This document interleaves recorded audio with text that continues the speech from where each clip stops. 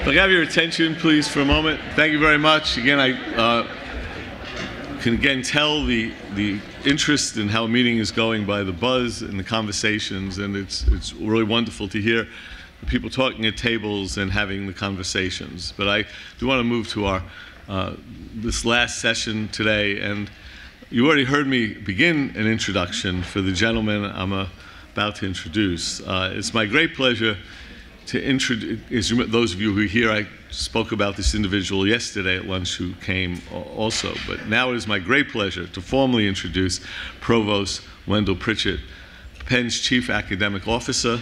He is also Presidential Professor in Penn's Law School and the Graduate School of Education. Provost Pritchett's scholarly work is focused on urban history and policy with an emphasis on housing, race relations, and economic development. He served as Chancellor of Rutgers University Camden and Interim Dean of Penn Law School. Among his many, many civic engagements, he served as Deputy Chief of Staff and Director of Policy for the City of Philadelphia, and was a member of the Philadelphia School Reform Commission. Wendell has been a long-time partner with the Netter Center, including having taught an academically based community service course on urban policy. I have personally known Wendell for decades. He is both a wonderful colleague and a good friend. It is a sincere personal pleasure to welcome Wendell Pritchett.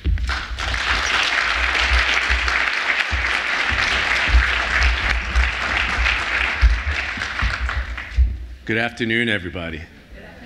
We can do better than that. Good afternoon. There we go. All right, all right. It's really great to see all of you. So first and foremost, thank you, Ira, for that generous introduction and for your friendship. And most importantly, thank you for all that you've taught me over the years about the important work that we're all here to do. I'm deeply grateful. And though we've celebrated him a bunch, I would ask you to join me one more time in thanking Ira for all of his great work.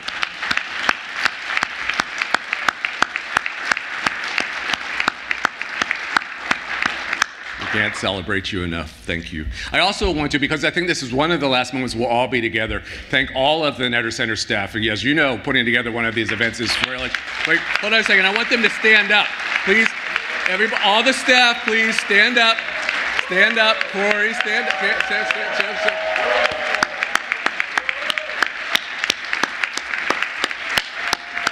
Thank you. We're all so lucky to have you on a daily basis, but in addition for all of the work that you did in putting together this terrific event, and already the feedback that I've gotten has been so positive, and I know it's going to be generative of many, many other positive things over years to come. So thank you again. I'm thrilled to be here to celebrate and not just congratulate the Netter Center, but to also talk for a few minutes about its importance to Penn and the crucial role it and civic engagement organizations play in the educational landscape beyond campus, in building robust partnerships within all of our communities. And again, I'm so happy to have all of you here. If I had more time, I would also acknowledge the many, many, many people in this room that I've learned so much from, but that would take all of the 10 minutes that I want to spend. So I just want to say thank you to all of you for the great work that you are doing. I want to provide just a little bit of history, I'm a historian, so about the Netter Center. So at its founding in 1983 at Penn School of Arts and Sciences, what's now known as the Netter Center, this is the big history that I want to provide you, was actually called the Office of Community-Oriented Policy Studies, abbreviated with the unfortunate acronym OCOPS, or OCOPS. I'm not sure which one you said, Ira, but it was, I probably would have said, oh, cops. So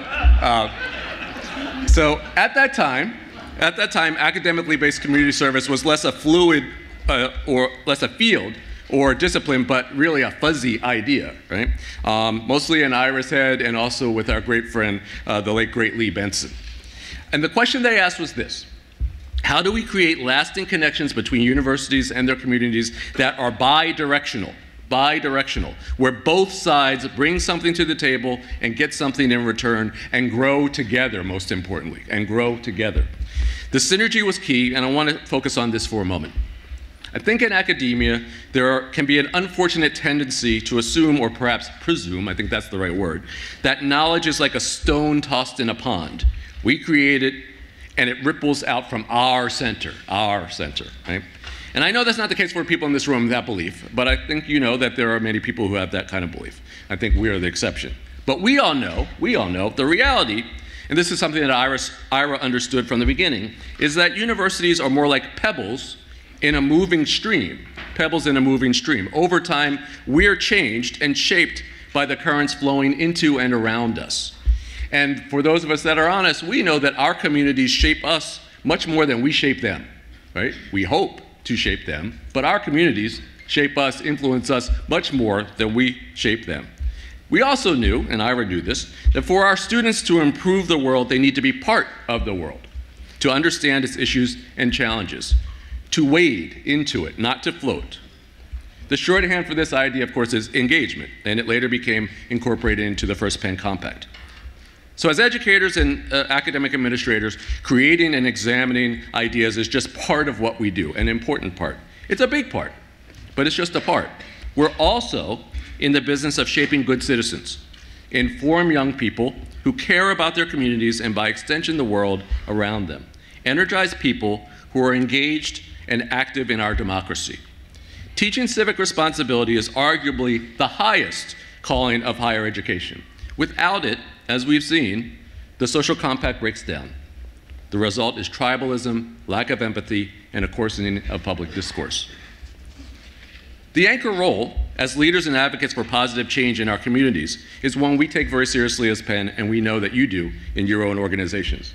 We work very hard and modestly have had some success, and we're proud of our accomplishments, particularly in the expansion of community schools around our campus. We're also proud that generations of our graduates have spread out around the globe, not just to do well, but to do good. So over the last day and a half, we've talked about how our institutions can make a positive difference beyond our gates, in movements for social change, in arts and culture, in public health, and in the partnerships we make that support these and other efforts. 25th anniversary is a time to celebrate, and we're happy to celebrate. But it's also a time for reflection. A quarter of a century ago, who could have imagined how far we'd go? We've really gone a long way as a group. I'm not just talking about Penn, I'm talking about us as a group.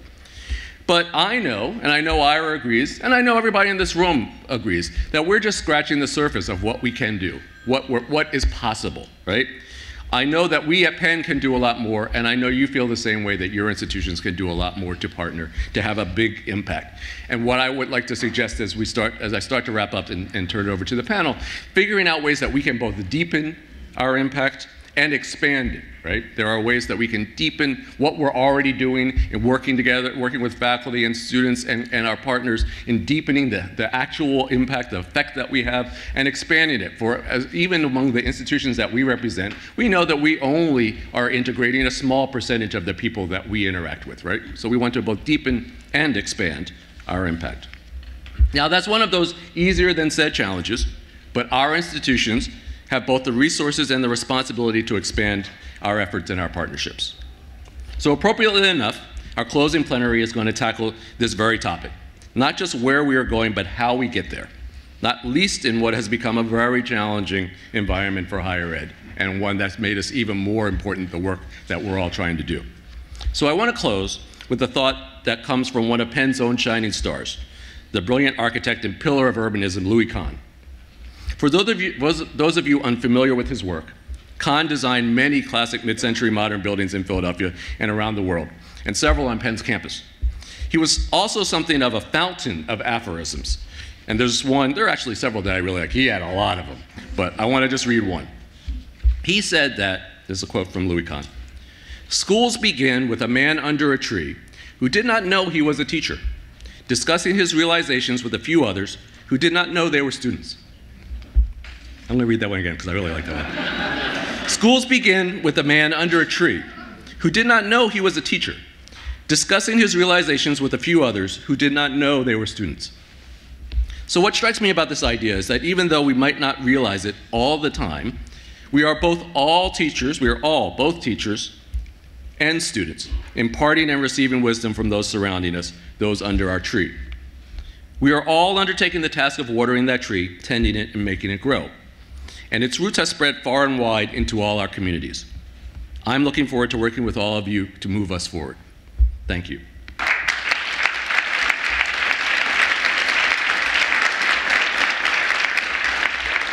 So I don't want to leave the podium without introducing yet another good friend, Richard Guarasci. Richard and I have also known each other and worked together for lots of years together, and he's truly one of a kind. Thank you for being here, Richard. For those of you that don't know him, Richard is a pioneer in this field. He's the president of Wagner College, also the chair of Campus Compact, and he's absolutely the best person to moderate this panel. So I'm going to ask Richard to come up now.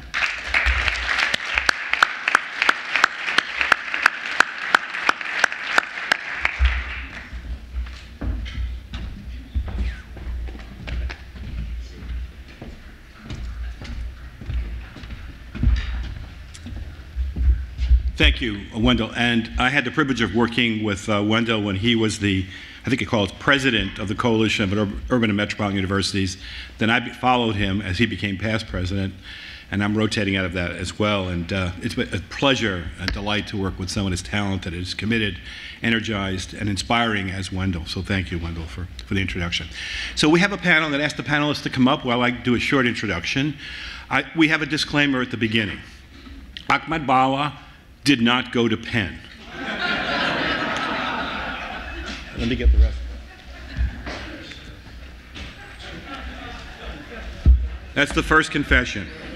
Sjur Bergan did not go to Penn. Fredman did not go to Penn. And Brian Murphy was not, no, he did not go to Penn.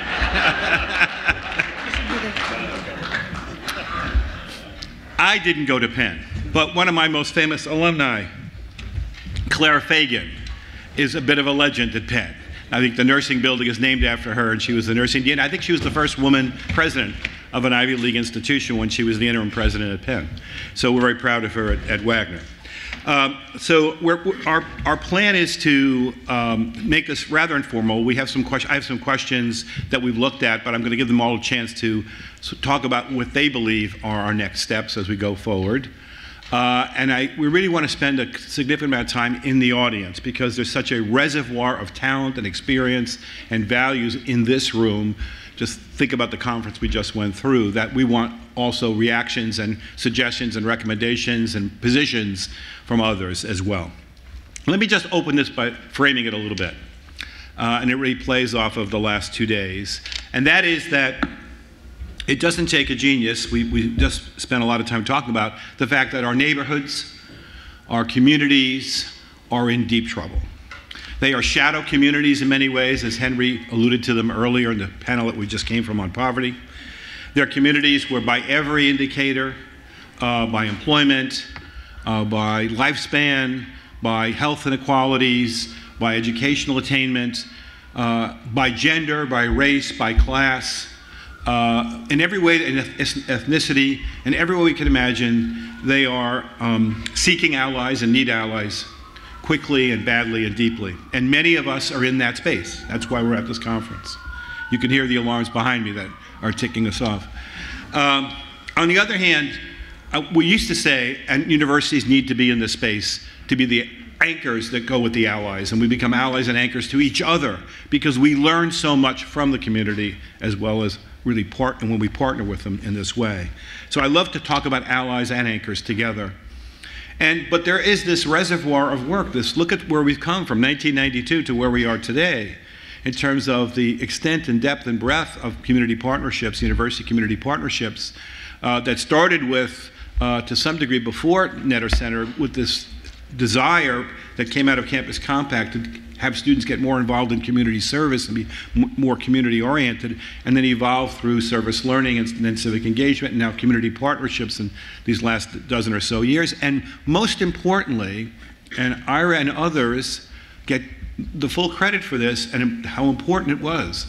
It seems simple now, but how important it is, this concept of anchor institutions, which gave us a vision, a sense of what we were doing in terms of our work with communities.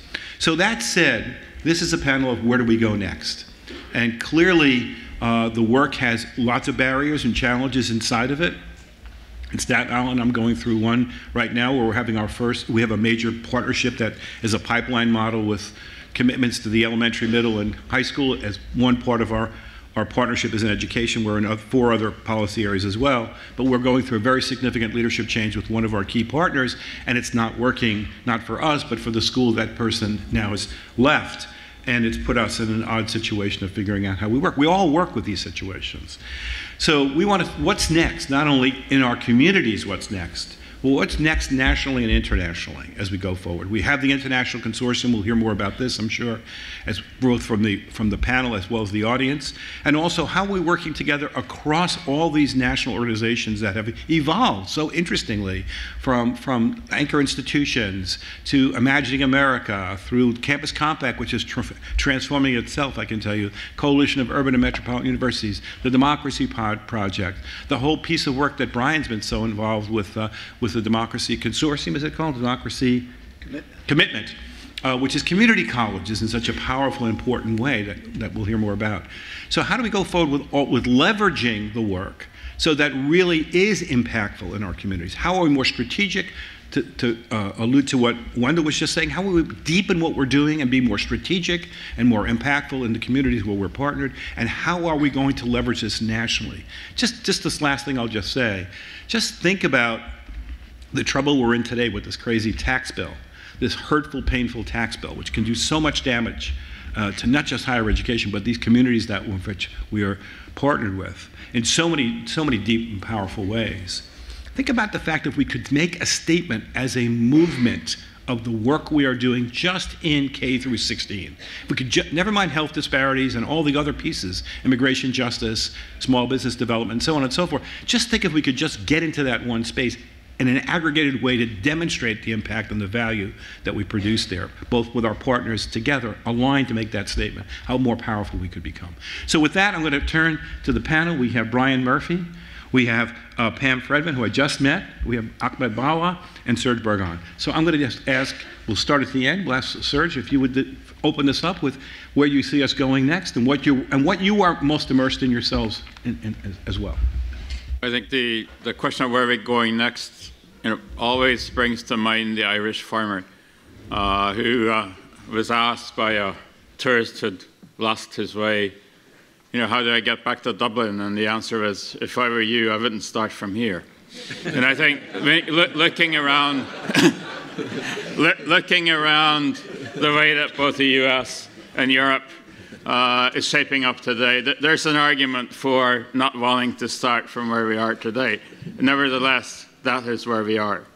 And I think from a European, from my perspective, there are 2 different strands. One is really to try to be inspired by what you're doing in this country on universities as actors with their immediate communities. So from the Council of Europe side, we're exploring the possibility of setting up a network of European universities that can be inspired, not necessarily copy, or at least not carbon copy, but being inspired by the Anchor Institutions Task Force to get together and see what we can do to work better with our local communities. That is necessary also to strengthen the role of education in developing a culture of democracy.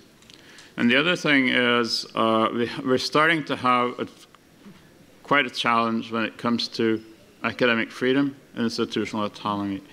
Now, again, I think a transatlantic conversation on these issues would be very interesting. In Europe, we're very focused on autonomy. I think some of the Americans would find it difficult to recognize that we have autonomy in Europe because we have a very different approach to the role of public authorities, which is the other side of the coin. I think you and the US have probably come further in the discussion of academic freedom. We tend to assume that if you have academic autonomy, you also have academic freedom. So those would be perhaps the 2 strands that we would like to pursue in the next couple of years. And just one last thing. What coalitions do you see emerging in your work as well, Sjur? Well, I think from our perspective, certainly the transatlantic coalition that we have, with all the U.S. higher education organizations and very ably chaired by the Nether Center, is such a very important coalition. I would also say that We've been lucky enough to get South African partners, Australian partners into this cooperation, and I would hope also that the International Association of Universities could be more actively involved in the future. So I think, this is really not only a transatlantic, but something of a global coalition. Ahmed. I like the Irish farmer. I'll tell you why, because I have to say, I think there's a need for us to really think hard about what the next steps are. Again, speaking just about South Africa to start with, just to say that in the last 4 or 5 years, Andrew, correct me if I'm wrong, but our research output has grown 3 or 4-fold. Our PhD output's gone up, doubled, in fact, in the last 5 years or so. But we are watching increasing poverty, increasing violence, devastating growth in inequality in society, and so on. And so we have to ask ourselves, just what the hell is going on? Just at the time when our universities, should really be contributing to improving the quality of life in post-apartheid South Africa, what we're seeing is the opposite. Now, I'm not suggesting that the universities aren't doing anything. That would be a terrible caricature. But one of the most devastating things of the last period of time with the student demonstrations has not been so much the fact that the students are asking for free education. That's a demand, and it's a demand that that we have to countenance in a society like South Africa. The most devastating thing really is the fact that students are losing faith in the universities. I mean, they are seeing the universities as being severely kind of shaped by their colonial histories, that they're not actually kind of engaging with the real issues of South Africa and so on. So it seems to me that when we think about engagement and so on, that the one thing we have to begin to countenance, is just the first thing we have to start to think about is just the issue around the power relations. I mean, just, how do we engage? What's the basis on which we engage? And, Provost, your earlier comments were really spot on, I thought. I mean, I really enjoyed them. But at the same time, I think that in many of our societies, we're also seeing a deep slide towards kind of anti-intellectualism. Now, that's something which universities can't just stand by and say, this is not us, this is not our role, and so on. We're seeing broadening access, but we're seeing a slide towards anti-intellectualism. We have to ask ourselves what's going on. And it is, in my view, it is about power relations. It's about the fact that universities, when they engage from the point of view that we're here, we've got solutions, So just to give you a very simple example of this, there's very little recognition, in fact, of what communities have to offer. Just what is it that's so deeply embedded in universities that can help in communities, that can help us to arrive at solutions, and to kind of move away from this idea that it's a one-way flow. Now, I'm not suggesting again that that the people in this room are doing that, but that's what universities in general do. So, just to finish and just to say that in a society like South Africa, you have multiple knowledge systems coexisting at the same time, right? So you go into a community and there's practices of witchcraft, for example. And people kind of coexist in these different knowledge systems. So you have somebody who's kind of, who believes that the transmission of HIV/AIDS is through an act of witchcraft in the evening, and in the morning that person is working in the banking sector. Now the question is, do universities say, oh, that's got nothing to do with us, right? Well, if you do that at your peril. Because actually all the interventions you're doing in HIV/AIDS will just be wrong, because so many people actually don't believe in the science of HIV/AIDS, right? So it seems to me that we really have to begin to address this imbalance in power, and just begin to re-establish ways in which we can collaborate with the communities and other social actors in ways which provide those communities to see themselves in the university system rather than this kind of science-based institution out there that kind of impacts on our lives. Yeah, the shift, the paradigm shift in terms of a community-based institution.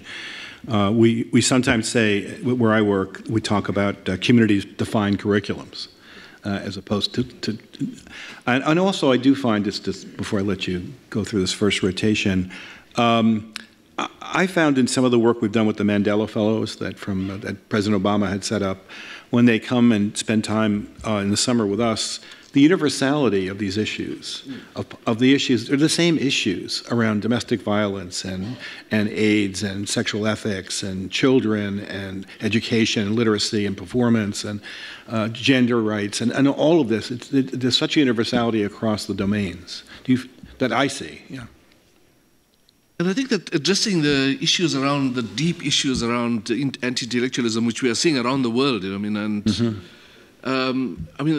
that we have to find ways of seeing that as a challenge in the engagement process, that it's not simply about universities holding up the gold standard, if you like, and saying, everybody follow us. It doesn't work like that. In fact, the US has the most powerful higher education system in the world. How the hell do you have Trump as a president? No, it's a serious, I'm posing a serious question, yes. Oh, yes, that's a whole therapy session. Next NETR conference, we'll just have psychiatrists here.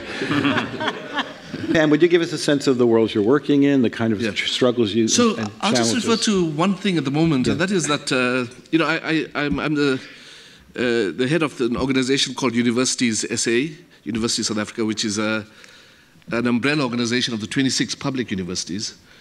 And we have something called a transformation strategy group, which kind of looks at the broad transformation of the South African system. And up to now, it's been mainly around, race and gender mix and all of that jazz. But just recently, in the last 2 months or so, we've decided that engagement is going to be the main driving force for institutional system and institutional transformation. Yeah. And we'll certainly be drawing on Ira and your crew and everybody else, I think, in that enterprise. Pam, let me give you a chance to get in here. Okay, I'm sitting here as the president for the International Association of Universities, and it's been fantastic 2 days for me to listen to this. And I would say that the situation is so different in different countries and different perspectives. But there is one thing that is in common, and that is the threat to academic freedom, the threat to the values for the students to get the critical thinking, to be the next generations, to be decision makers, to be the ones developing their own countries, but also their communities. So having said that, which I think we all have to fight for all the time, because if we lose that, the uniquity of universities is lost, and we are the only institutions in the societies doing this. The next is that we need to build up the trust for the university, and that is a worldwide issue. And I'm so impressed with what you're doing here, because I think that the trust and the willingness to give money, even public or private, for the higher education and education is depending on how much the civil society and the business sector looks upon the university. And if they don't believe in us, there is no future around the world. It's a big problem in many countries in Africa. It's a big problem in many countries in Asia as well. So I think that the way forward is actually that we can share the thing you're doing here at the NETR Center, how to interact with the community, because that trust and that awareness of the universities will be so important, and not at least for the schools. We see that the number of children going to school is decreasing all around the world. And if we want to have a sustainable world and live up to the sustainable development goals, we need to approach the young generation. They are the forthcoming changers, and it's also so important for all the societies. And I would like to say one thing, and that is, we all know that the most threatens to health and poverty around the world, that's corruption. And we need education so that we have people who comes out in the society with background, with the ethical, directions that could be different, but we need to improve that. So I think that what we can do in the future, and I would like to work with that for the organization, is that we share the knowledge, we share the experience at the same time as we always protect the academic values and stand up for that. Brian. Tempted to say, remind me again what the question is. Next steps, how do you see the landscape? I'm very mindful of the fact that our colleague Lynn Pasquarello was to have been on this panel, who's the president of the Association of American Colleges and Universities. I guess she fell and broke her arm. So I find myself in the awkward position of being, at least insofar as you're the moderator, I'm the only American commentator in a landscape that is characterized, I think, by great fractured distances between our various constituencies in higher education. So that one of the issues that emerged in a couple of the panels and emerged happily, I think, is the degree to which collaboration between the community colleges, the research universities, the comprehensive universities, and the private institutions is a strategy that will be required over the next period of years. It's helpful, however, rather than the formality of partnership, to step back a moment and give some thought to what we're in. In other words, next steps in the face of what? If you regard Trump and the ascendancy of a gerrymandered Congress as the fight back of white supremacy against the demographic transitions of the country, which is how I view it, it changes the role one assumes for higher education. Because in a context in which the demography of the country is its destiny, the current class structure would appear to also be its destiny, absent intervention. I thought, Henry, in your presentation today, you pointed out that the model that we have often operated on, in which higher education is the access to the middle class, may be entirely, excuse the word, trumped by a set of public policies and the use of power, which makes our efforts, however laudable, not very significant, or, if you will, only on the margins. For us to be working as we are in principled ways in neighborhoods that are poor, in the face of the passage of a tax bill that will make far more devastating effect than anything we could do together, raises the question of whether or not we are missing an opportunity to engage our students in the politics that will define their lives, as opposed to the communities and service to those communities from which they come, however central that is and however important that work may be. In my context, with a student body that is heavily immigrant, first generation, surprisingly, and even in the face of the madness of the national moment, deeply optimistic, and I'm sort of taken aback and chagrined sometimes by the degree of positive and wishful, I might call it, belief that the system in fact will produce when a lot of empirical evidence is to the contrary. Surely it is not enough for me to congratulate myself on their passage through my institution to the great universities they go to, and then their capacity to then move into employment, if they do not have the capacity to be actors in their own defense politically, if they lack the skills and capacities of democratic action, however laudable their service might be. So I think one of the intellectual challenges for ourselves is whether or not in all the work we do that is neighborhood-based, in which power relations emerge again and again and again as the problematic, we are using that as an occasion to talk about power in its broadest dimensions, in which students are learning as well how to confront the genuine forces of reaction, racism, and rage that they are confronted with, which are way beyond the immediacy of their neighborhoods. And so I do think that the intellectual challenge, and I think it's a practical political challenge for all of us, who are nonprofits, who are nonpartisan, who are governed by boards of trustees of varying politics, is to figure out how we can have, again, a conversation that for some of us emerged outside the universities and the colleges, in the civil rights movement, in the anti-war movement, in the women's movement, in the environmental movement, where the intellectual work was rooted in a social movement that was in many ways outside the institution. That's not there yet. Whether it emerges again is an open question. But for me, the question is the degree to which in our work we remain mindful of whether or not in our practical, focused, local neighborhood work, we are also and actually and thoughtfully engaging students in how they can be powerful in a country as divided, as reactionary, and as dangerous as this one now is. On that cheery note. I'm going to jump in. So I'm going to violate, of course, all rules of moderators and be a participant. We've been breaking rules since we went to elementary school, so it's nothing new for us.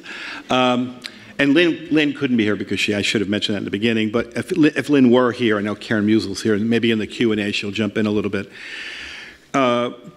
She has focused on AAC&U, which is 1,800 institutions of higher education, American institutions of higher education, still focused on liberal learning and mostly undergraduate learning, is really taken up the mantle of racial healing and transformation. This is the work that they are now going to be focused on.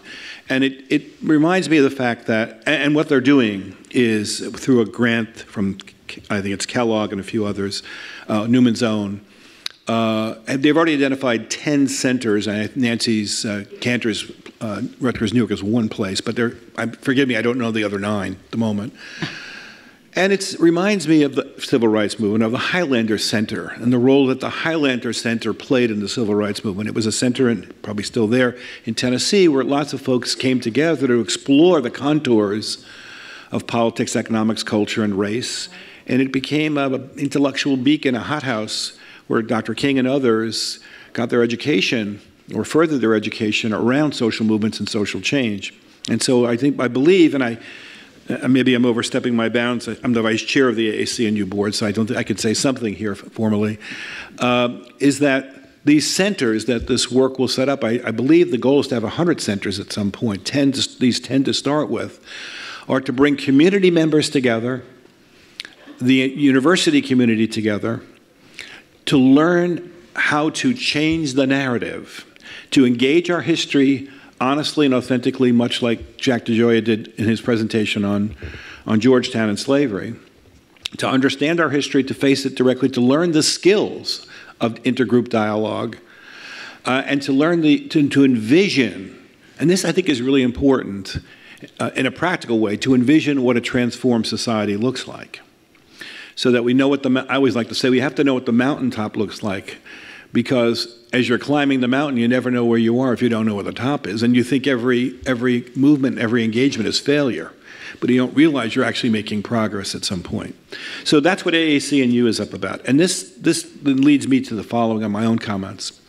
The work that we've been doing, and Netter is such a wonderful example of this, but the whole anchor movement, which really encapsulates all of this movement around place and change and social transformation, is really bringing the civic work and the equity work together.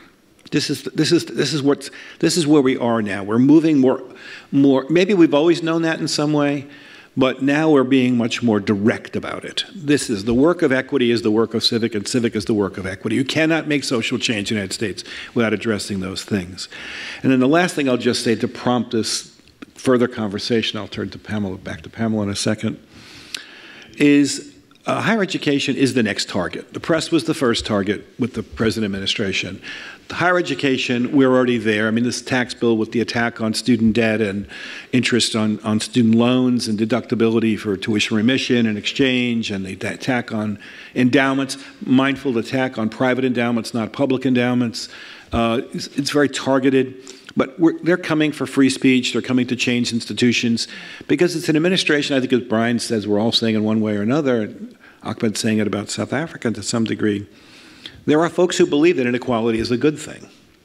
They have a merit-based notion of human nature, and they believe that inequality is a necessity for society. Let's understand that that's what this is rooted in, fundamentally.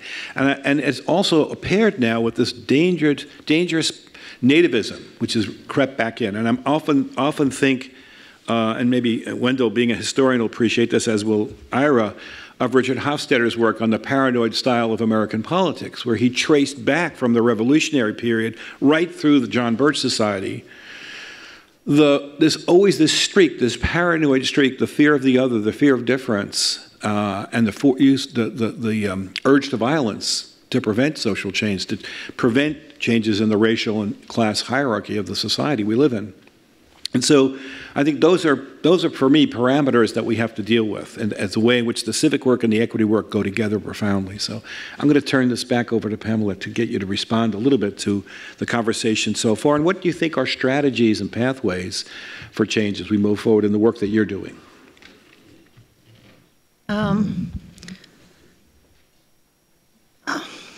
I think that what we can do, I think that the global perspective is one thing which is very important. And I'm a little bit intrigued about, I mean, we are now in an American context and we talk about the situation here.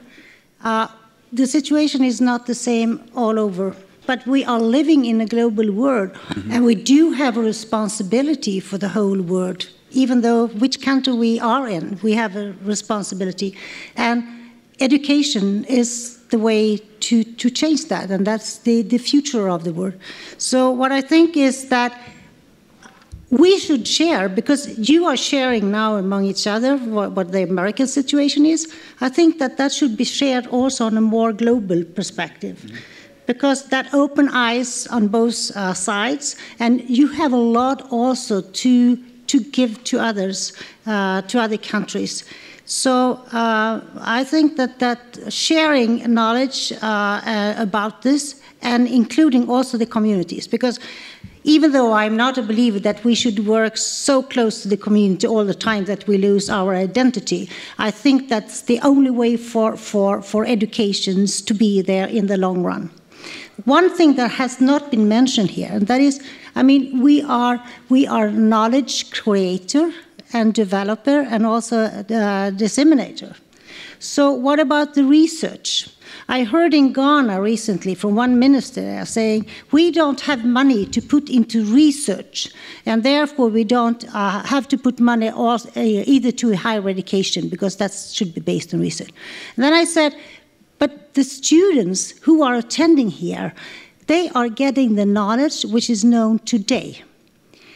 You don't need to know the knowledge in 5 years and 20 years from now, but you need the people who can transfer knowledge coming from anywhere in the world to the society in every country. So I would like to bring back that we also include the research into this, because that's new knowledge, it's important knowledge, and the politicians that say, we couldn't care less. Trump is certainly some of those too. And that is, we couldn't care less about new knowledge and research. But what is the society today? There is a lot of knowledge which we already today we can implement in society, in civil society, in business, and at the same time also create new knowledge. So my message is that we share and we learn from each other, and also that we always promote the education. And if I get from a European perspective, I look at you, Sjur, and that is, I'm worried about the situation because if I look in Sweden and Scandinavia, there is a lack of interest now, or less interest of students, PhD students and researchers going to United States. What are you going to miss in this case? Could you say a few more words about the European or different European situations in terms of some of the dynamics we just talked about?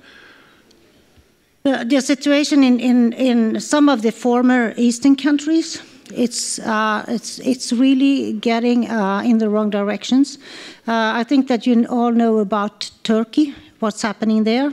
And the problem is that when we want to engage then the presidents for the university, I would say 5 years back or 6 years back, I had no problems. We could gather in the European Association of Universities with the Turkish presidencies. Nowadays, you don't know who is coming into the room because they have changed out the presidents for the universities, and they are appointed by the regime. And the other ones doesn't dare to say anything. And the curricula in those universities is really on the pressure of the regime. You have Hungary is going in the same direction. Poland is trying to introduce the same thing.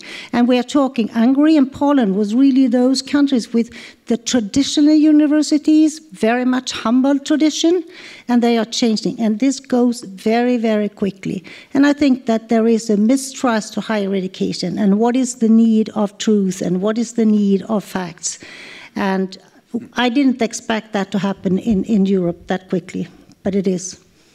Yeah, Ahmed, Serge, why don't you jump in and Ahmed will go after Sorry, you. you have two Nordics speaking now, but I would like to pick up on that. I think, you know, we're probably better than we've ever been at training highly competent specialists. I think we're not been as good as to educate the intellectuals. And I think by intellectuals, I mean people who are very competent in an academic discipline, but are able to look beyond that discipline, to put it into a broader picture, you know, to ask the critical questions and find answers to those critical questions. So we have to demonstrate the use of universities, but not only in the way that we, at least in Europe, we traditionally call upon to demonstrate the use of universities, which is how many, what percentage of your graduates go into relevant jobs, say within 6 months after graduation. I'm not saying that's not important, but the real issues that we're facing today are not just issues of the labor market, they're issues of society. So we need to demonstrate, to drive home why it is important that we have graduates, that we have a large number of people in our societies that are able to put their analytical skills to use and to think in the longer terms and put two and two together and find out that, yes, climate change is real, climate change is a real threat. We've done a project on competences for democratic culture. There were two things within which, in the expert group, which was fairly cross-cutting across Europe, that we had big discussions. One was on the notion of critical thinking, because some people saw that as just tearing down and say, this is dangerous because you're just trying to tear down things. No, we're not. Critical thinking, that's the easy part of critical thinking, finding what's wrong.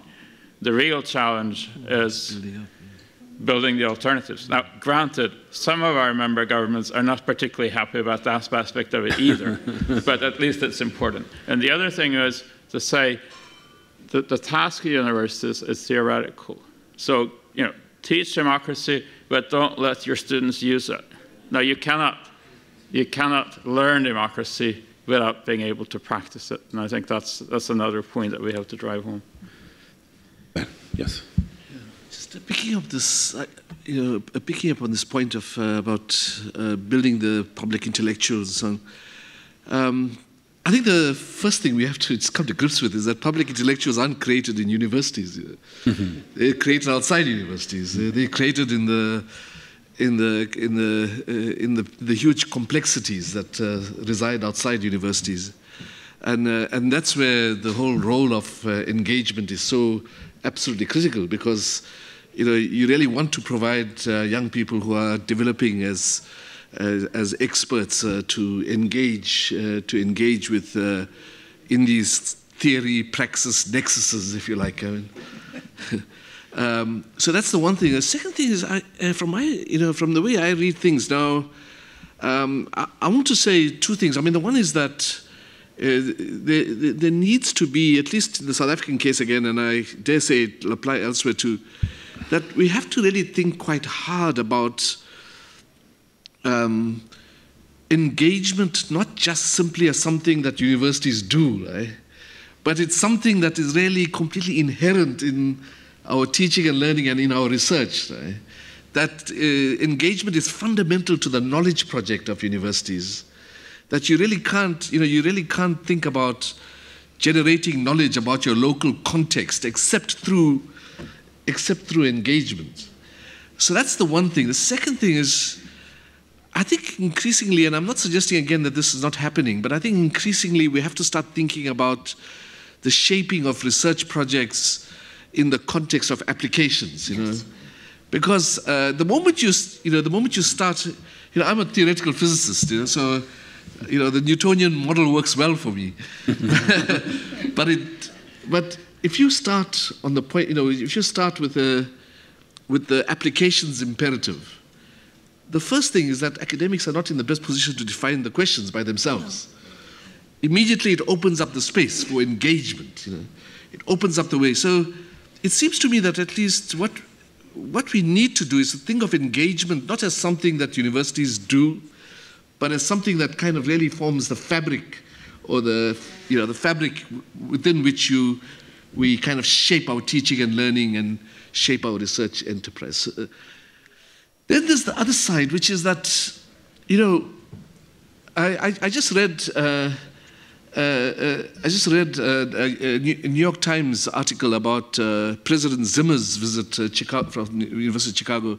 His visit to China. I'm sure some of you have seen it, but he was asked in China, how come University of Chicago has got 90 Nobel Prize, has had 90 Nobel Prize winners, but he gives the most beautiful kind of explanation. It's about this idea that universities have to be fiercely independent.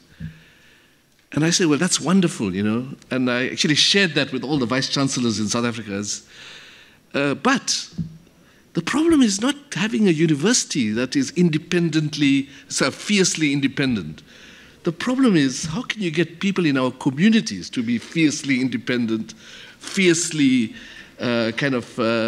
critical, and so on. So it seems to me that the purpose of engagement is not just about fixing up problems, but it's also about broadening the base of intellectualism.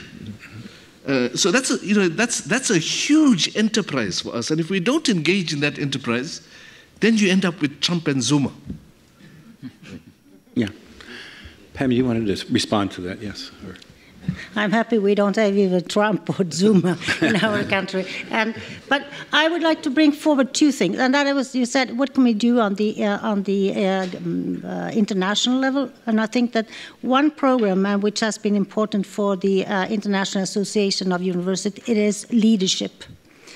The leaders to meet and learn from each other. And you have been talking about that many times during these 2 days, how important the leadership is to really get this come true.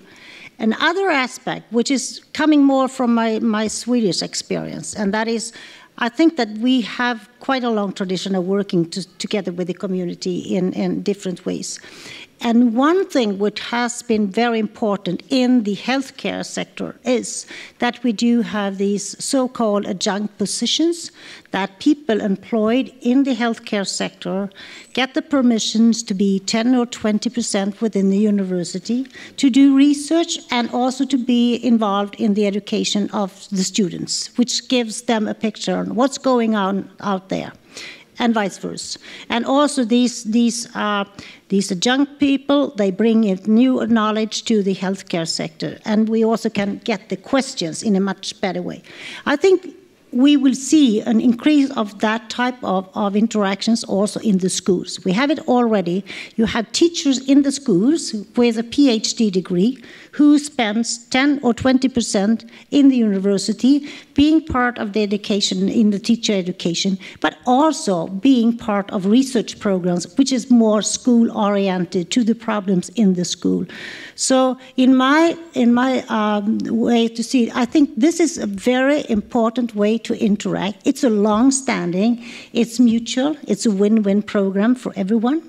And as it is a joint positions, it's a 2-year commission, which everyone can give, because you cannot give a lifelong. But I will just bring that forward, because I think that is a very good way. And you can also have PhD students involved in these types of programs. So I think the nexus between theory and practice as kind of the underlying philosophical, pedagogical disposition of this work is really critical. I agree with you. When I moved from purely liberal arts colleges to a small comprehensive, which had a strong nursing program, which I had never worked with, became later a PA program, a business program and the like, and linking what we call the practical liberal arts at Wagner, which is the relationship between theory and practice, applied work, and the work of theory, and the way that has to mirror itself through all forms of learning is based. With one caution, I think Newtonian physics may gives us some, or Plato maybe gives us some thought that learning for learning's sake has its moments. And we discover that we're not bound by just the status quo, the problems that are just in front of us. But as a general disposition, it seems to me makes sense. It leads me back, though, to where we are with the work in front of us, which is the work of social transformation through liberally educated, if I can still use that term, students, building citizens, and helping communities build at the same time and learning from each other, but also equipping them with the skills that I think we were talking about around critical thinking and engagement. It comes from the work and engagement. The data is so powerful. But I do worry personally, and this is the next set of questions really, is that we've now built a generation of leadership that looks closer to my age, and we need to build leaders coming forward, this room and beyond, who are younger. Because so much of the work that we have seen in certain places is particular to inspirational leaders and founders around them. They move away for one reason or another, and things begin to flounder. It's not somebody else's. It now becomes somebody else's project that they didn't invent. And so, being able to be mindful of building the leadership pipeline as well, and I mean leadership in the broadest sense, not just presidents, but leadership in the broadest sense at every level of stakeholder, is, I think, really critical. So let's turn a bit to this, if I can, and maybe I can call upon Brian to say, and then we'll go through the panel, and then we're going to open up to the audience in a second or two. I find myself sometimes, and this is not a criticism of your question, but I find the proliferation of leadership academies to be really nauseating. Okay, I got to say that. None of us went to them. These are the other leaders. I mean, I'm asking the obvious: leadership for what? Leadership to what end? Leadership with what values? If what you're talking about is reproducing the leadership of our generation, why don't we not start there? How's that worked out for us? And instead, I think, talk about a slightly different angle here, because I think it emerged in several of the conversations. It started with the presentation that Nancy Cantor made about what your university is doing. It was echoed in some of the comments that you, Henry, made at the very end of your comments, and it's reverberated, which is not a partnership with local communities in which learning is alone the object, but practical interventions using public and private resources to change on the ground the actual living circumstances of the community, all right? And so the skills and capacities, and now I'm appropriating your question, the skills and capacities of knowing how to do that is a form of leadership uncommon to the American university, not ordinary and never rewarded much, not rewarded much. And so how we help leaders develop from the base, from the communities most affected by these transformations, so that they have the capacity to be a mayor like Newark's new mayor. I mean, that's a kind of leadership I hadn't seen for a while. at least not the mayor in my city, and who's much more of a pleasant bureaucrat. And what really would matter would be the development in universities' active participation in developing the political skills of men and women who don't just talk democracy, but can actually on the ground know how to affect the transformation of neighborhoods, businesses, the nexus between the two, and what our role is in it. That means almost entirely self-consciously addressing the questions of race and gender right up front. Mm-hmm. And just straightforwardly announcing that your declared purpose is to develop a generation of those currently excluded to take over. And then guys who look like me get out of the way and unhappily retire. And the only other thing I'll say, which is not about leadership, but about the general context, you said a very important thing about, we're next. Anybody who's under any illusion that higher ed escapes this reactionary doggerel is just living in a dreamland. And so how we fight back is very important. When the campaign was going on, I challenged myself to learn more about what had happened in the German universities between 1928 and 1933. I was pretty sure I knew something about what had happened from 1934 on. But I didn't know anything about what went on between 28 and 33. The Nazi Party was entirely clear about what their agenda was and entirely clear about how they viewed people. And the reaction of the good liberals in that university system is quite instructive. Many Jewish colleagues, of course, left. The anti-Semites moved into power. And then the vast majority of the good liberals did nothing between 1928 and 1933. The academic senate of the German universities equally decried the violence of the brown shirts and the communist youth, having no sense whatsoever of who was holding social power and how it was going to emerge. I tell you, man, it was a terrifying experience to read that. And then, of course, everybody said, oh, you're exaggerating, and, calm down, and, Hillary will win, and be cool. I urge you, there's only one article I could find written by a British historian on that passage. Interestingly enough, there was a book about the collaboration of American universities with Germany until 1939, but that's a separate issue. I urge you to spend some time thinking about that, because I am continually astonished by my own naivete and by my own willing suspension of disbelief. Somehow imagining out of my privilege or out of my position, God help us, out of my age, that, this sucker's just going to pass easy. Doesn't look to me like it's going to pass easy. That's a conversation I think we're going to have. I'm not sure we get to have it in a big public meeting like this, but if we don't have that conversation, we're going to be in trouble. Why don't we, any last comments from anybody before we go to the audience on any of this? Sorry.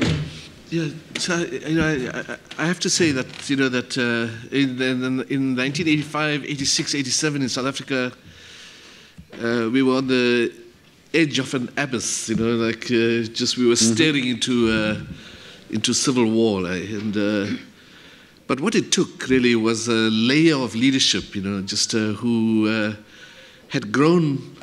Not so much. Had all been university, but hadn't grown at university. They grew up in constructed areas of engagement, and I just want to go back, to this point that this idea of shaping of universities, shaping public intellectuals, is not on. It's really about universities in engagement that produce great public intellectuals, and we've now had 24 years of democracies.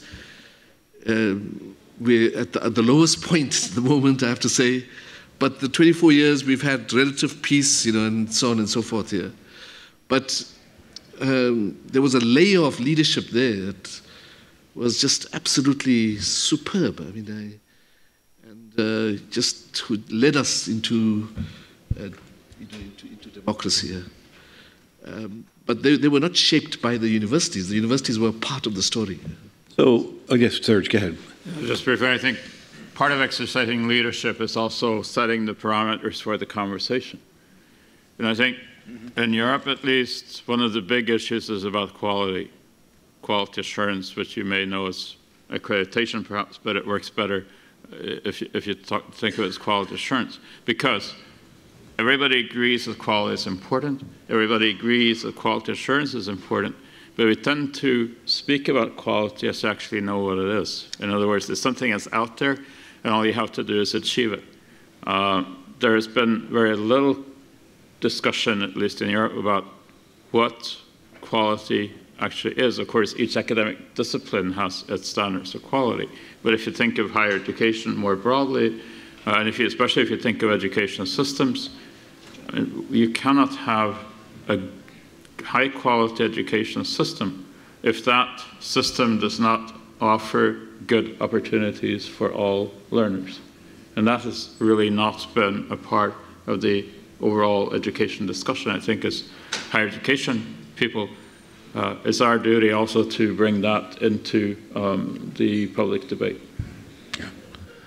I just want to pick up on one point that Ahmed made. So I tend to agree with you. I think that public intellectuals and social change movements produce intellectual vitality, political vitality, moral, social.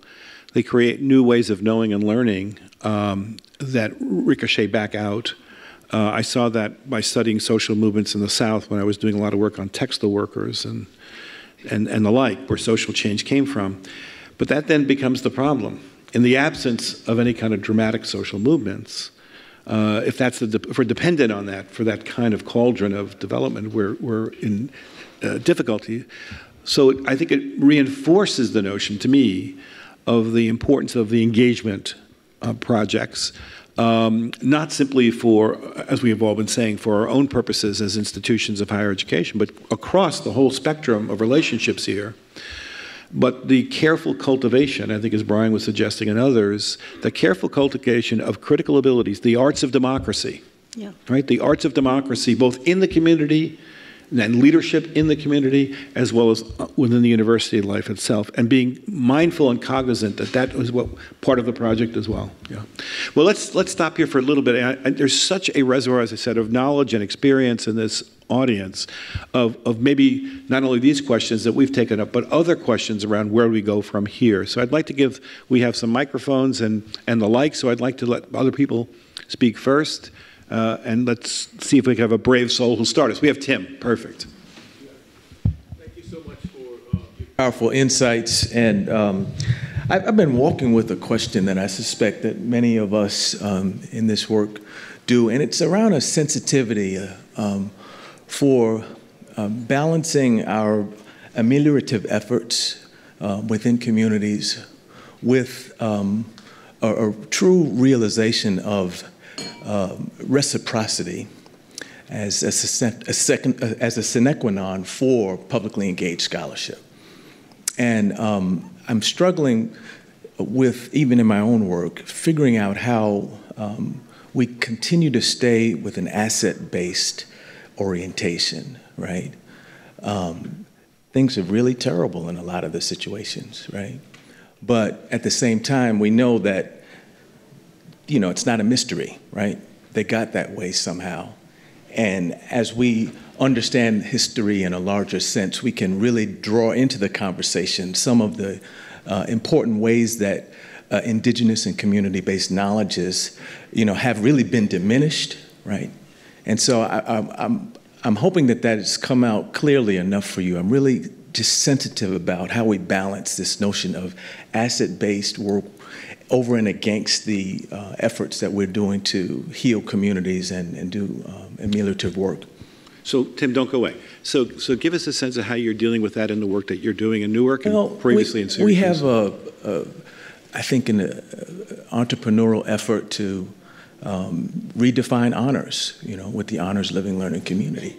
And I'm delighted to be a part of that work. But it's really critical for me as we engage with those students, right? Not to just play on that narrative about Newark is this and that and lacking this, but really understanding how the leaders in those communities, bring to the table some really important knowledges that can be nourished. For me, that seems like it's a part of the kind of empowerment that communities need to exercise their democracy. And I'm just curious as to what you're thinking about any of that. One last thing before I let you go, and we'll respond to it, is so the work of Imagining America that you've been part of is really about telling those stories and power. So maybe you want to say a word about that. Well, Richard, you know me, and so of course this idea of reaching into the stories of communities and surfacing the power that they have is really important. I'm just curious what others are thinking about. We're doing some of that work, but I'm curious as to how that's looking in other contexts. So Serge, want to say a word, or Ahmed, or Pam, or Brian? I was reminded of the storytelling. This is not particularly a higher education part, but there's a small town in the Black Forest in Germany that took recently a very hard look at its past for the benefit not least of school children. The starting point was that somebody who hailed from that village was, I can't remember exactly what role he played during the Nazi regime, but it was a fairly important role. And so they asked, how can somebody from this village actually end up in this position? And that was really the question that they asked the school children. Could you're growing up here maybe 50 years later or more than 50 years later, but could this happen to you? What in your trajectory could bring you into this position? And I think that's something that's, if you talk about school, university, community cooperation, is an example of good practice, at least. Is this something that we could bring into a university community cooperation? I'm not sure that answered the question, but at least it's... So, if we use a social justice framework, if you like, for our work, the one thing that we have to do is to try to understand how to ensure that multiple knowledge systems and so on that exist in communities and are actually surfaced, that they actually come into play when we think about things in the grand scheme, that the single knowledge system that pertains in universities isn't the only way of knowing. There are many ways of knowing. And so there's a challenge for us. And the challenge is, how do you try to ensure that you create the environment or the space or the ecosystem which allows these different knowledge systems to intersect with each other and to interact with each other. Now, I'm not suggesting that we should now, relegate the scientific method to something, I'm not suggesting that at all. All I'm saying is that the reality is that there is multiple ways of knowing, and that really you have to create the opportunity for those multiple ways of knowing to intersect with each other and so on. So that's the one thing. The second thing is I want to say that,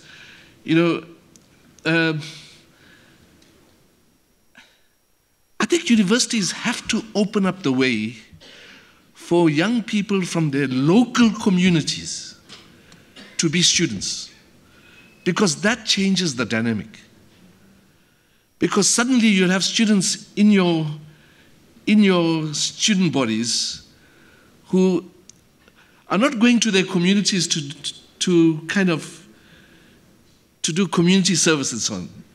They're social agents, right? They'll have to, now the big challenge is how do you ensure that these young people are optimal kind of social agents rather than people going in to intervene, it's very different.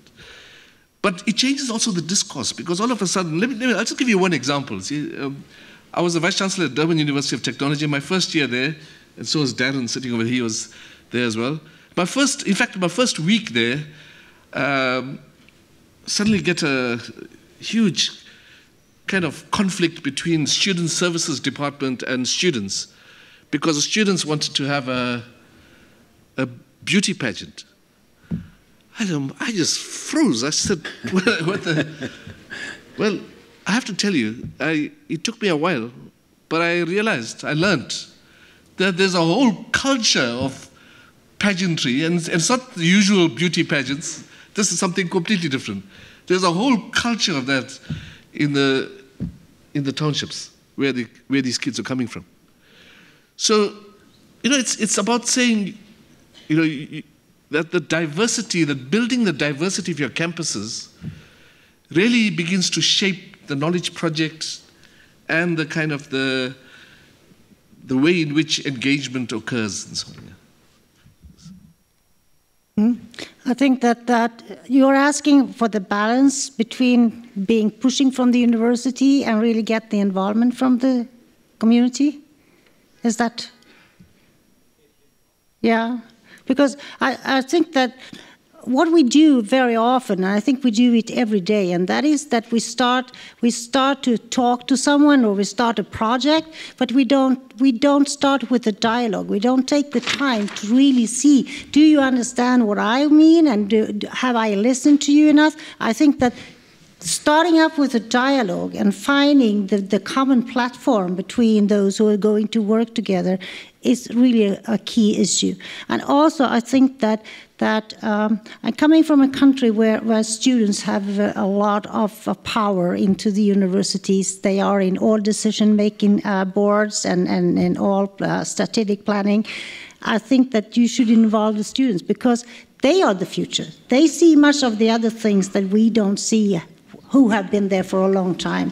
So that's another advertisement. And when I have met the international student unions, I mean, there's so much power there, and there's so much a willingness to change the world. So engaging the students, I think, will make a big difference.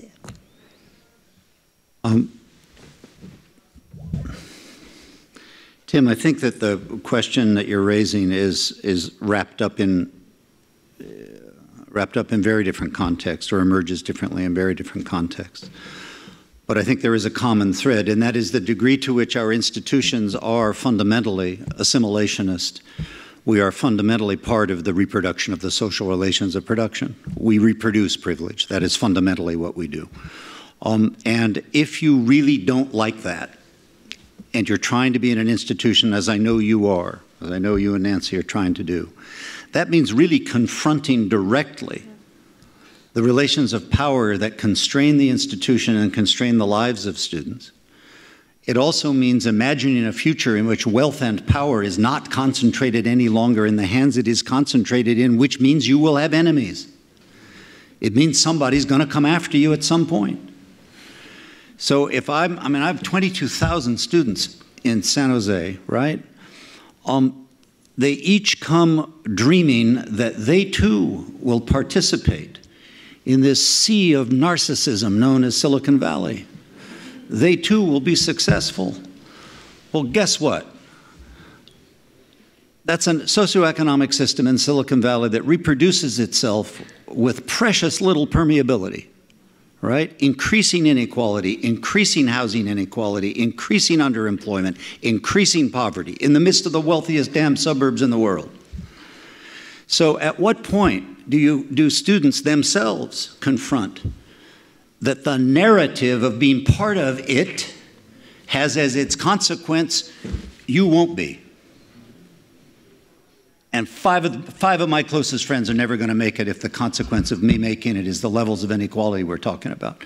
So in that context, what we're trying to create is a conversation about what kind of future is plausible, and then be realistic about the kind of pushback you're likely to get. So that if students are involved in rent control struggles, in cheaper transportation struggles, in the living wage, all campaigns that our community college students have leadership in, right? They now have opponents. They are not met by people who think it's charming that students are politically involved. They don't think it's interesting that students have community engagement. They think it's a drag because their privilege is challenged. And they look to our institutions, and some of them say, it's different in Texas than it would be in sunny California, what are you doing? Where do these people come from? Well, they're actually the sons and daughters of the people that your sons and daughters didn't go to school with. In other words, you've got to really have a serious conversation about the degree to which race and class reproduces itself and the degree to which our institutions are part of it and continually be part of it. I at least have the fantasy that the Wharton School had a secret meeting in which they sat together and they said, how the hell did the guy get through here? Right? I have to tell you that. I have to tell you that as a sorry, I had to. It was really a pain in the ass. The same thing. I'm 7 miles from Stanford, and when those suckers crashed the American economy, right, we're all thinking to ourselves, who were those traitors anyway? Like, who did that? You know, the highest educated, smartest guys on the block. That's who did that. Just as a sidebar, I brought this up to Father McShane because, as you know, Donald Trump started at Fordham University, and Father McShane is the president of Fordham. I'm a Fordham graduate. So I said, how do you account, Joe, for the fact that he started here? And he said he wasn't smart enough to finish at Fordham, so he finished at Wharton. Those Jesuits have a way of being very rally around their flag, as we heard earlier. I think for me, Tim, to your question, I'll take it from a slightly different direction, is with all deference to what Brian has just said and others, and Henry's wonderful talk today. One of the questions in the university partnerships with communities is how to transform the universities, which is what we're saying. I mean, we've been doing it. I mean, just saying the obvious. And what does a community-based university look like? All right? What does it really look like in a new world or a better world? How would it be? How would it arrange itself? And how does it fit into a whole constellation of different types of universities in the American system, not to mention the global systems, which are each unique in their own ways? But that's the question we're constantly asking. Of course, we're bumping up against, whether it's Nancy in Rutgers, Newark, who works miracles in 3 years, or others of us, we're up against all the limitations of, I guess, what some would call the colonial institution, if you will, if I can use that global term, right? That is, the models of reward and reproduction are all based around preventing us from being agents of social change. We have to fight for space for social change, and we have made some progress. I'm more of an optimist. Look at where we've come so far in the last 20 years. And we wouldn't have this meeting 20 years ago. We wouldn't be doing the work that we're doing. So I tend to be an agent of hope on this panel here. So I do believe that there's change, but I think we've run up against certain contradictions. And the contradictions are, against the macroeconomic system that we're looking at. I was at one time a student of Antonio Gramsci, so I have some reference for that. But I also have to deal with the Department of Motor Vehicles, so I don't want to look at state socialism either. So I think we have to invent a model for ourselves, a vision of, and we're absent this in this kind of post-modernist world that we're living in, based on negations and critique, of envisioning idealistically some better form. We don't have that to work with. We're working without that. Working with a criticism and not with an alternative. So that limits us in some powerful way. But inside those contradictions, we're doing the work of some level of transformation. I look at it where I live. I'm not, as we've all said earlier, we're not doing for communities. We're doing with and learning as much from as well.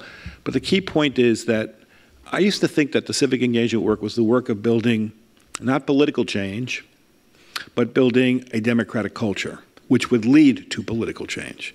I'm not sure I believe all of that completely as I used to, given the environment that we're right in right now. I don't know if it's as easy as that, but that was my rationalization. Let's go to more questions and comments and responses and topics from the audience. We're getting tired of low blood sugar. We've been here for 2 days, but let's get a few more. Yes.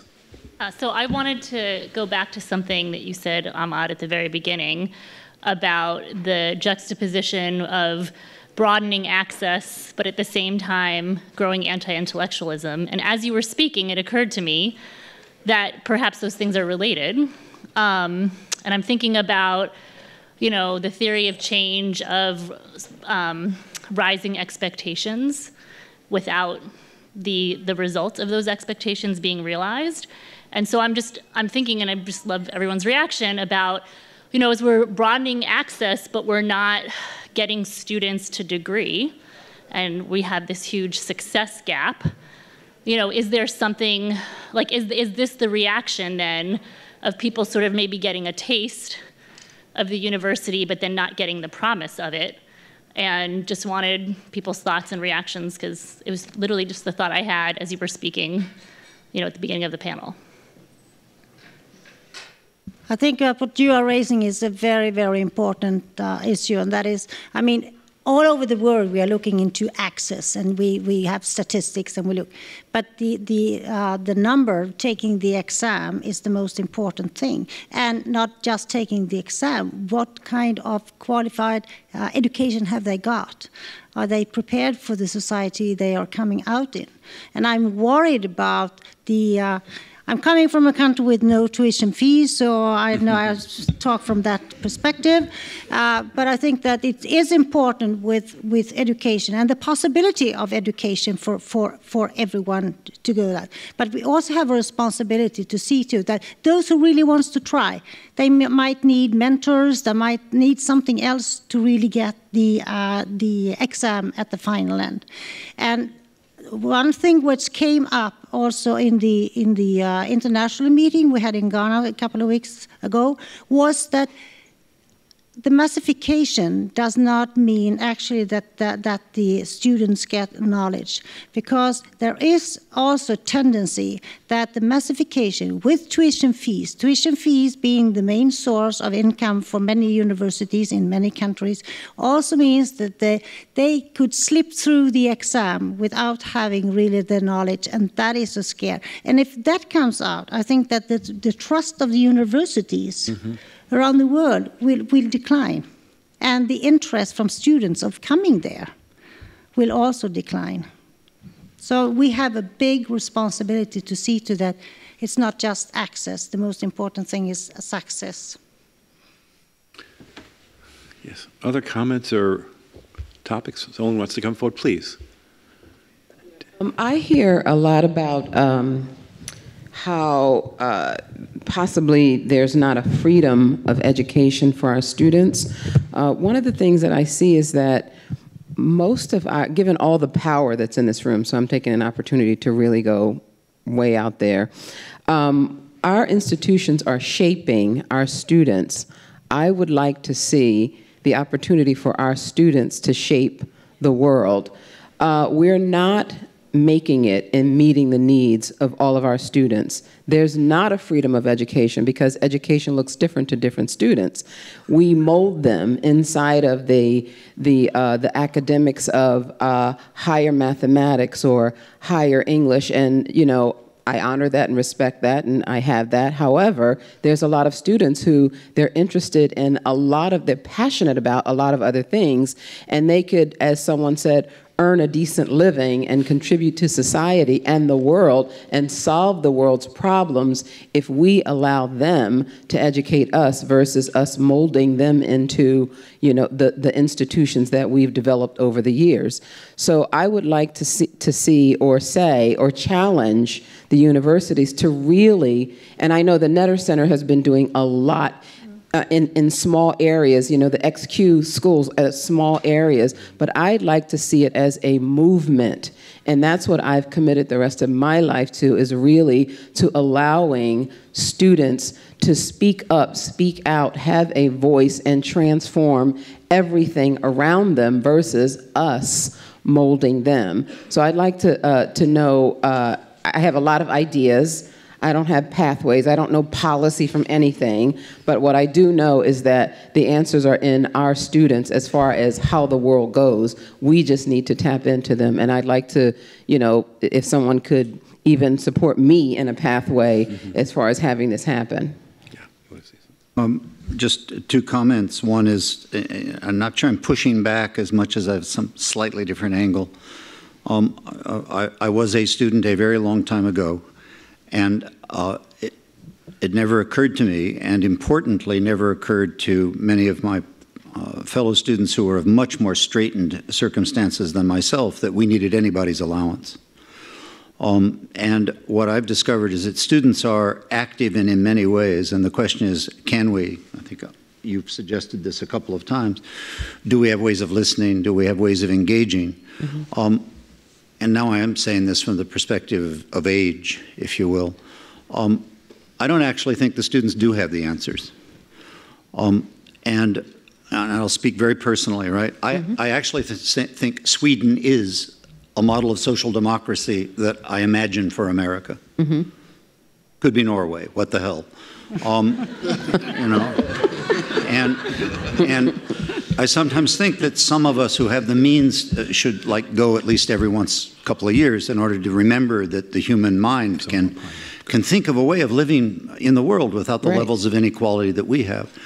But how to engage students who have multiple and many ideas, but in my experience have not tended to think systemically about the way in which, say, a city can change and a city can grow. The question then is what context we create, not uniquely between students and universities, but critically between the leadership in communities and neighborhoods of multiple ages. So the students find themselves in a nexus of intellectual work, and I'm now using the term intellectual in a non-academic way. And I do think, you know, Nancy, we've kept putting you on the spot. I mean, 5 years from now, you will have either revolutionized Newark or, I don't know, man. We're burdening you and Tim, what you're doing. We're moving to the new Newark. We're all moving to the new Newark. No, but what's inspiring about what goes on in Newark right now, what's inspiring in another institution is that we don't any longer think of it student institution, but student, neighborhood, community, free intellectuals, artists.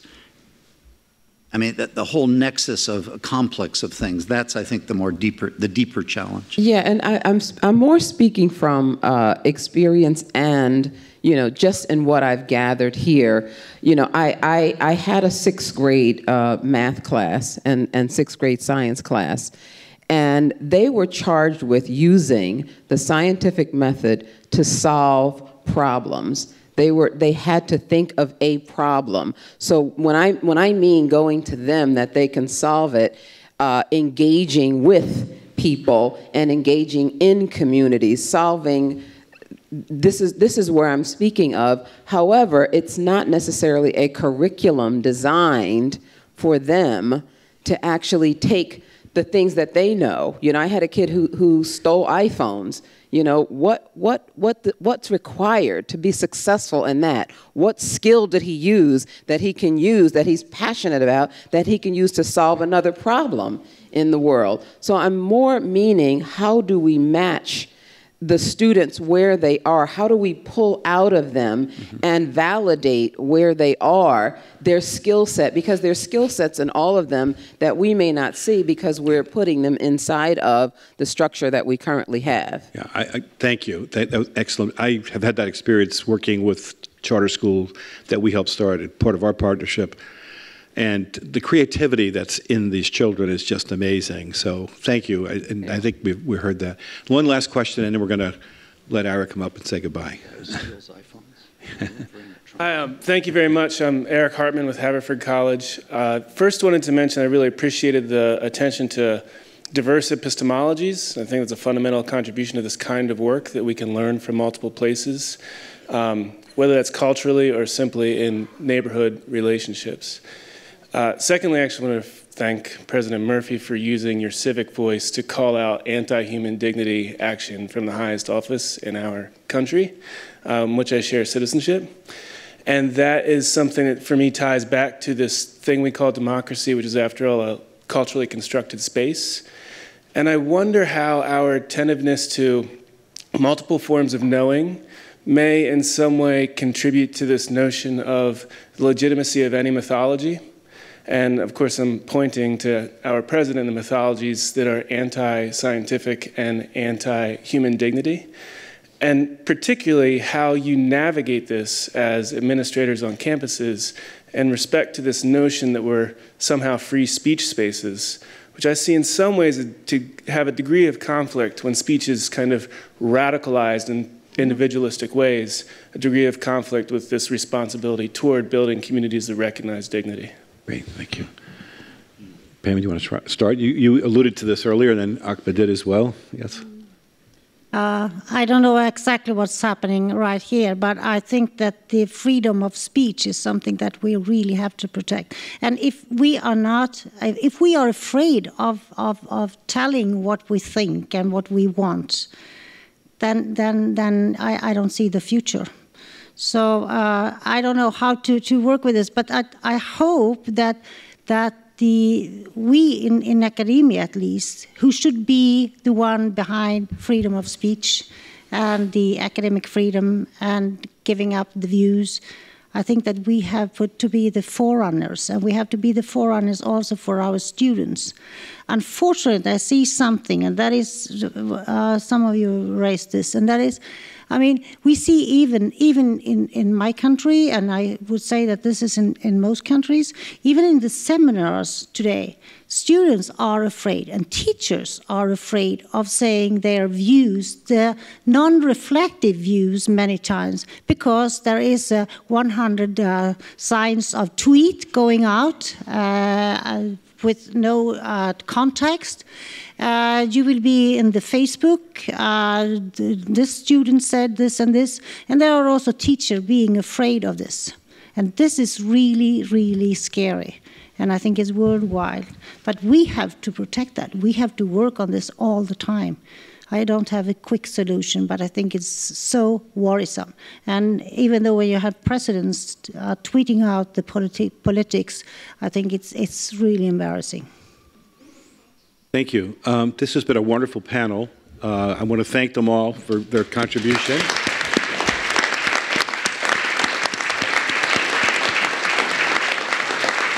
And I think from this panel, as well as all the others, we can only thank the Netter Center for what has been a fabulous, fabulous 2 days. Thank you so much.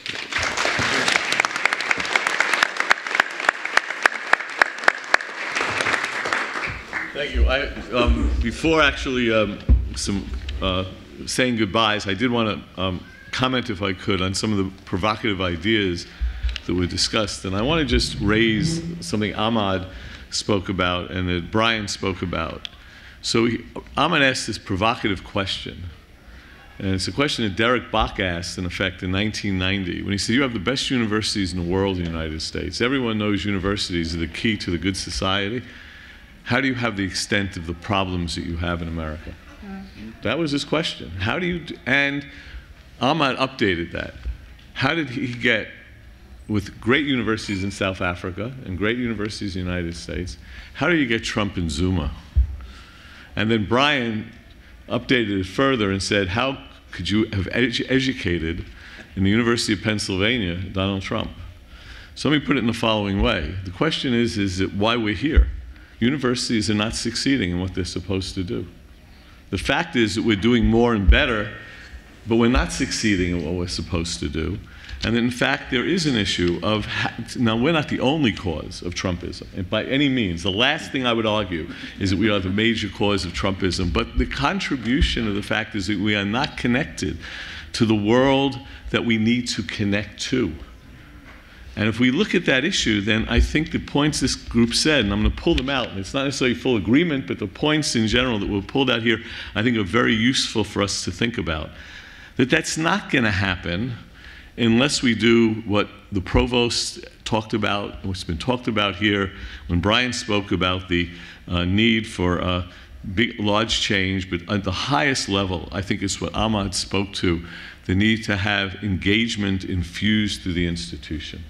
That it's very central, the institution itself is defined by its engagement with its world, and it's particularly the people with whom they live with, their neighbors, their community, at the #1 basis. And then to say, if you're on the ground, you have to do it seriously. That Brian emphasized, and others, there has to be what Nancy spoke about yesterday.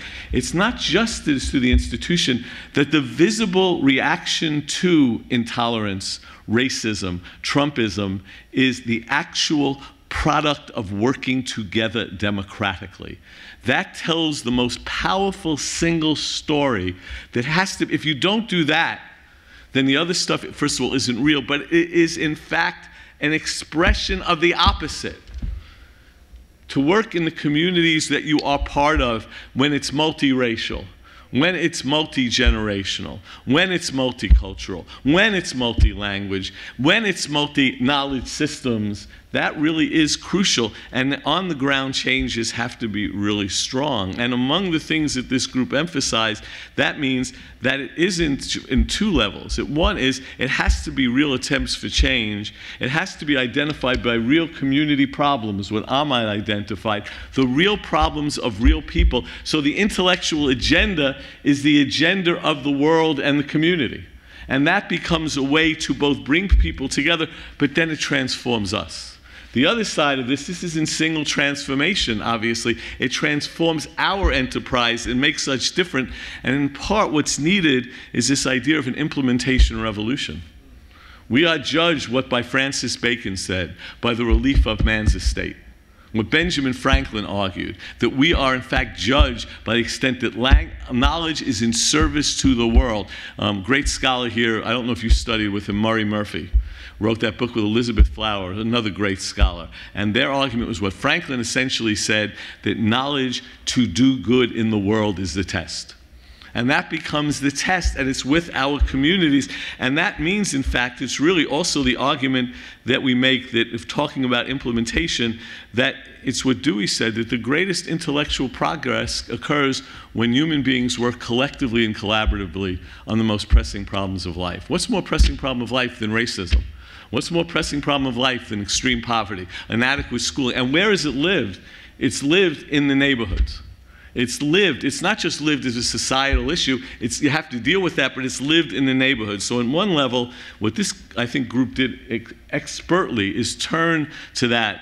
But then the issue that gets raised are questions of what are some of the changes in opposition to the current situation. And I'm going to say something I learned from Sjur and the colleagues of the Council of Europe that has influenced my life enormously, enormously. The Council of Europe is an extraordinary organization. It stands for three core principles: democracy, human rights, and the rule of law.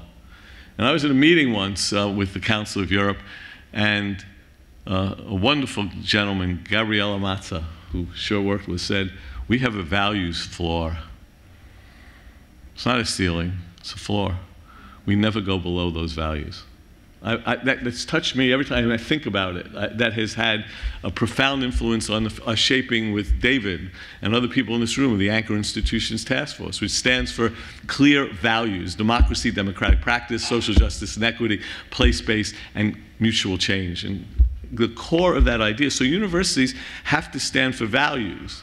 And one of the greatest oppositions to Trumpism, it seems to me, is what they spoke about. It's the values of tolerance, of diversity, of knowledge, of learning, of truth, of freedom of expression and freedom of speech, but something that Richard emphasized, and you started with. In the United States context, the highest principles are the principles of democracy and citizenship. You don't teach that. You don't teach that connected to those values. That's not, and stand those values against the values of our current leadership. That seems to me, at the beginning, it's higher education loudly shouting those values.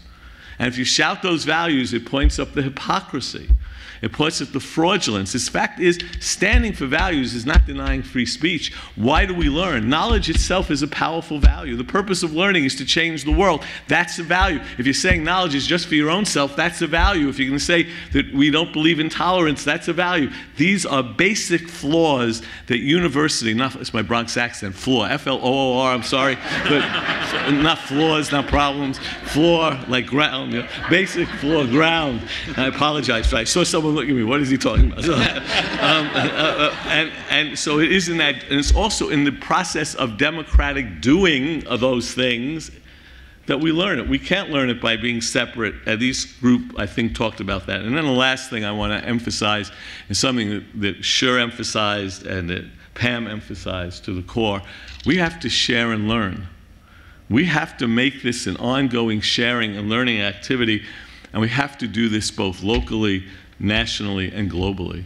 I have no way of knowing how to achieve this. It's partly because I've been writing about this with colleagues, but it's also because I believe in it in my heart and soul, and I hope it's that you have to develop a global movement of this work. You have to work with organizations that you refer to, like the anchor institutions, like Campus Compact, like other groups, and like the International Consortium, and like the work of the Council of Europe. That this work needs to take on an energy, which I don't know how to produce, but we need those ingredients. And I want to thank this wonderful panel for raising those issues and for, I think, ending us on a terrific note. So thank you very much.